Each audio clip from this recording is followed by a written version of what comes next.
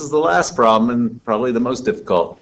I give you the answers, but they're imaginary. You can see the roots are this.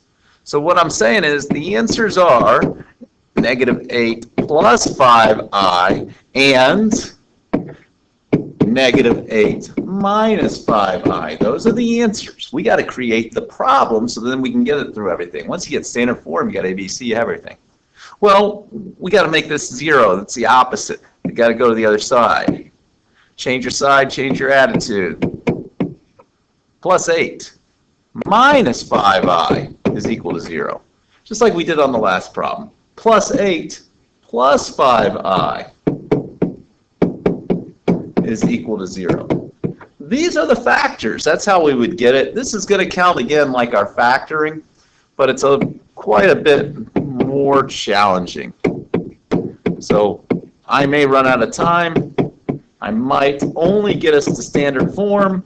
You can take it the rest of the way. So I got to multiply this out. Trinomial is trinomial. 3 times 3, I'm going to have 9 things.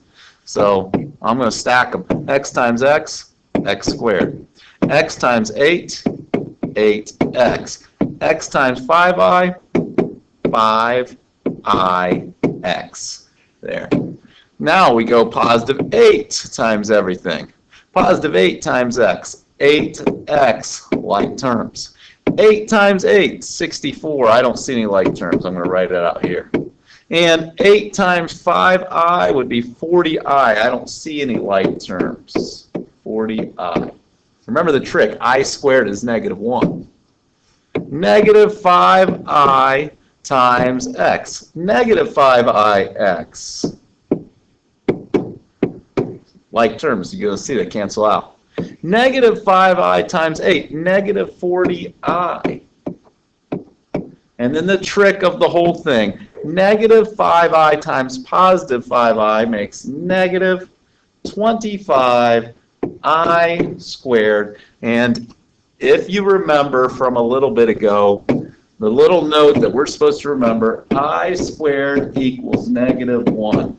Therefore, this is negative 25 times negative 1, or just a plus 25. Our standard form, if we add it all up, x squared plus 16x cancels out, cancels out. 64 plus 25 is 89. There we have it. Y is equal to standard form. And if I'm going to label this as my factors up here and call it that. So 2 birds, 1 stone, very difficult. So quadratic formula, well, let's switch it up. Let's do completing the square next. So vertex form, I should say vertex form next. A is 1.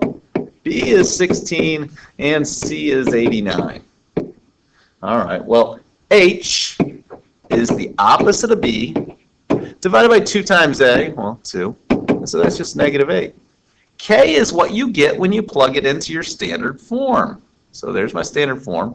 So K equals, instead of x squared, negative 8 squared, plus 16 times negative 8 plus 89. All right, get my calculator out and make that happen. So, negative 8 squared plus 16 times negative 8 plus 89. And that comes out to be 25. All right, so there we go. K is 25.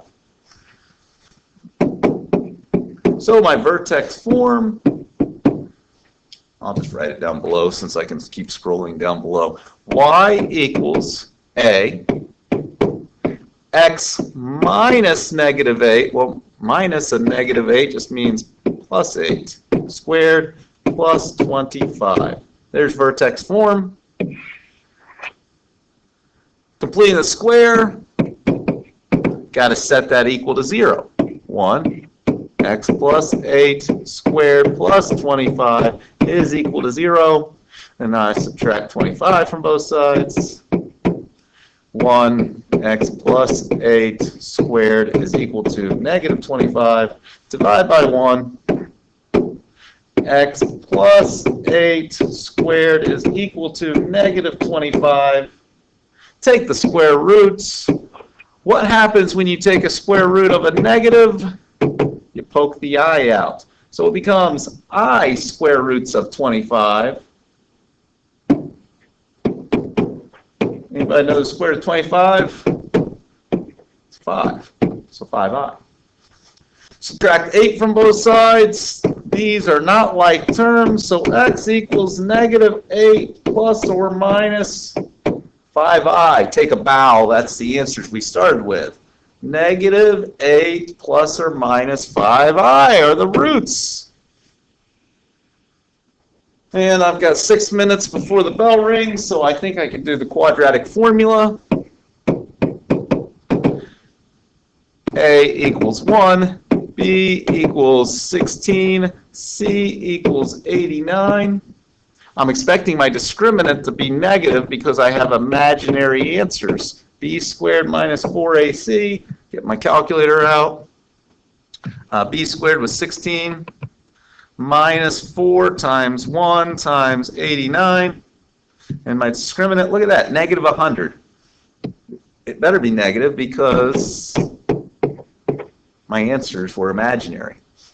Now we use the entire formula, the opposite of B, plus or minus the square root of the discriminant, all over 2 times A, negative 16 plus or minus, well, I'm going to have an I, and the square root of 100 is 10, 10i, divided by 2. Now, we've stopped right there every time, and I said, hey, good enough.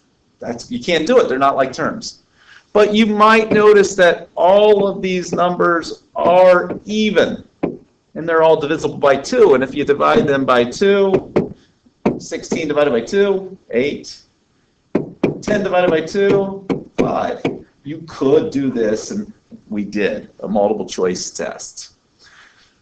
Let's see, what's left? Graphing. Imaginary answers can't be graphed. So in this instance, when I make my table, I'm just going to pick a couple symmetrical points. So we'll get away with fewer points. In the middle is h and k. My h was negative 8. My k was 25, I think. I better go back and look. My memory is failing me at the moment. Yeah, there it is. H and k. K was 25. H was negative 8. So I can pick numbers on each side of that. We could go negative 9 and negative 7. I do want the y-intercept, and so that would be 0. And symmetrical to negative 8, 8 places further would be negative 16. Whenever you plug in 0, you get the C number, so that is 89. And I'll need a calculator to figure out what happens if I plug in negative 7 or 9.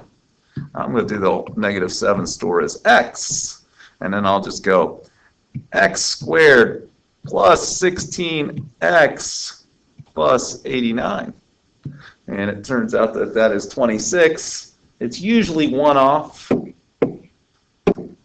And graphically, what we should see is I'm going to go to the left, all those places, 1, 2, 3, 4, 5, 6, 7, 8, 9, 10, 11, 12, 13, 14, 15, 16. To left 16 and up 89, 0 and 89, man, I'm just going to say that's 89. 0 and 89 to left 16 and up 89. Negative 8, 1, 2, 3, 4, 5, 6, 7, 8, and up 25. There, that's 25. And I guess this would be negative 7 and 26. The point is, the graph doesn't cross the x-axis. And there's our graph. Your graph might look better than mine.